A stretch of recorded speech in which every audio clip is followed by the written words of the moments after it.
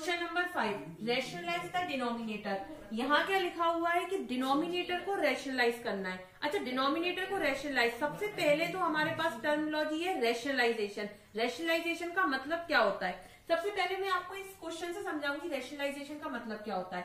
यहाँ हमें क्या दिया हुआ है 1/√7। अच्छा, √7 जो दिया हुआ है वो क्या दिया हुआ है, डिनोमिनेटर में दिया हुआ है। √7 का मल्टीप्लाई और डिवाइड दोनों की दोनों न्यूमरेटर और डिनोमिनेटर में कर देना है आपको।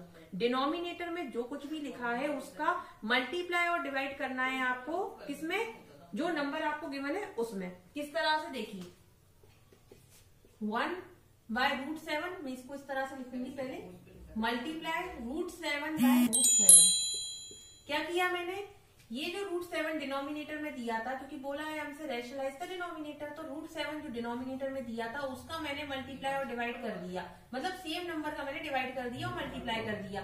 तो 1 × √7 दैट मीन्स √7, फिर √7 × √7 मतलब 7। तो ये आ गया हमारा required result. Now the second one. Second one में क्या दिया हुआ है हमारे पास, 1/√7 माइनस √6। √7 माइनस √6। अब क्या करेंगे हम, इसका रैशनलाइज करेंगे। मतलब कैसे,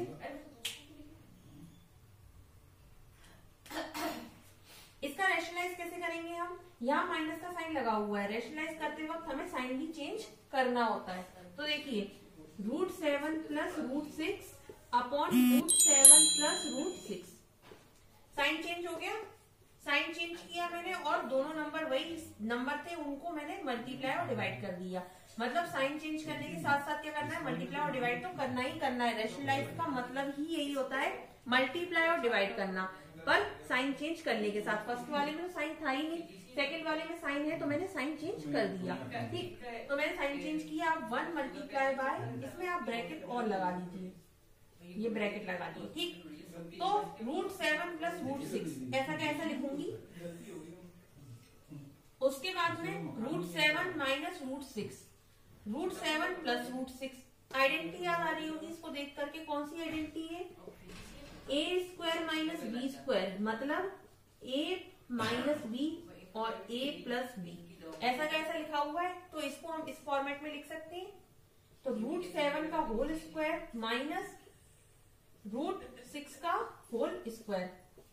तो हमारे पास अल्टीमेटली जो रिजल्ट आएगा वो क्या आएगा, √7 + √6 अपॉन 7 - 6, मतलब √7 + √6। ये आ गया हमारा required answer. Now the third one. Third one में दिया हुआ है हमारे पास 1/√5 + √2।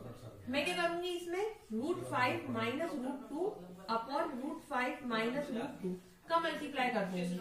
यहाँ देखिए √5 माइनस √2, यहाँ भी क्या लिखा हुआ है, ये पहले आप ब्रैकेट लगाएं।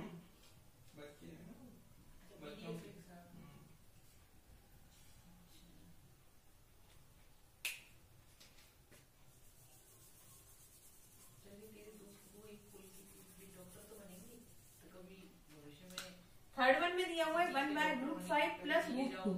अब रैशनलाइज करना है, सबसे पहला हमारा काम 1/√5 + √2 ऐसा कैसा लिखेंगे, मल्टीप्लाई करेंगे किसका, √5 माइनस √2, क्योंकि साइन को चेंज कर देते हैं रैशनलाइज में। माइनस किया √5 माइनस √2, 1 का मल्टीप्लाई करेंगे इसमें और ये दोनों मल्टीप्लाई करेंगे, तो 1 का मल्टीप्लाई करेंगे इसमें, तो 5 माइनस √2 ऐसा का ऐसा लिखूंगी। ये जो है ये सेम टू सेम कैसा लिखा हुआ है, इसके जैसा।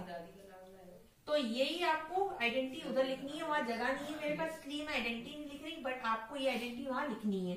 तो ये आइडेंटिटी लगाने के बाद में क्या हो जाएगा, a² - b², मतलब 5 का स्क्वायर, इस तरह से लिखना है इसको, और 2 का स्क्वायर। √5 माइनस √2 अपॉन 5 माइनस 2, मतलब √5 माइनस √2 अपॉन 3। ये हो गया required solution for the third one. Now moving toward the fourth one. Fourth one में क्या दिया हुआ है हमारे पास, 1/√7 माइनस 2। तो रैशनलाइज करेंगे इसको हम, सबसे पहले √7 + 2 अपॉन √7 + 2। 1 का मल्टीप्लाई √7 + 2 में करेंगे, तो 7 √7 + 2 अपॉन ये देखिए वही सेम आइडेंटिटी यहाँ लगाएंगे, तो आपको आइडेंटिटी लिखनी होगी यहाँ पर। आइडेंटिटी लगाने से पहले आइडेंटिटी लिखना बहुत जरूरी है, इससे भी आपको मार्क्स मिलते हैं, तो प्लीज आइडेंटिटी लिखना ना भूलें। आइडेंटिटी इज मस्ट कंपलसरी, तो आपको आइडेंटिटी पहले लिखनी है, उसके बाद में आपको क्वेश्चन सॉल्व करना है। टीचर के लिए भी इजी हो जाता है कि हमने ये आइडेंटिटी यहाँ पर पुट की है, इसका मतलब क्या है कि ये आइडेंटिटी यहाँ पर लगी हुई है, ठीक। तो इससे क्या है, कंफ्यूजन भी नहीं होता है और आपको भी सॉल्व करने में आसानी होती है, ठीक। तो आइडेंटिटी लिखना बहुत जरूरी है। आइडेंटिटी लिखना है यहाँ पर, उसके बाद में √7 होल स्क्वायर, फिर 2 का होल स्क्वायर, कितना हो जाएगा ये √7 + 2 अपॉन 7 का होल स्क्वायर, दैट मीन्स √7 का होल स्क्वायर मतलब 7 - 2 = 4। ये कितना हो जाएगा √7 + 2 अपॉन, यहाँ कितना आ जाएगा 3। तो learners it's all about question number 5। Question number 5 में हमने क्या सीखा, नई चीज सीखी, रैशनलाइजेशन करना, किस तरह से हम रैशनलाइजेशन करते हैं। तो रैशनलाइजेशन भले ही आप आगे के स्टैंडर्ड में सीखे या कहीं भी सीखे, पूरे वर्ल्ड में रैशनलाइजेशन का मतलब यही होता है, इसी तरह से रैशनलाइजेशन करते हैं, ठीक। तो ये था all about the questions of exercise 1.5। I hope आपको अच्छे से समझ में आए होंगे सारे के सारे क्वेश्चंस। अगर आपको कोई भी क्वेरी या कोई भी डाउट तो please comment me. Thank you.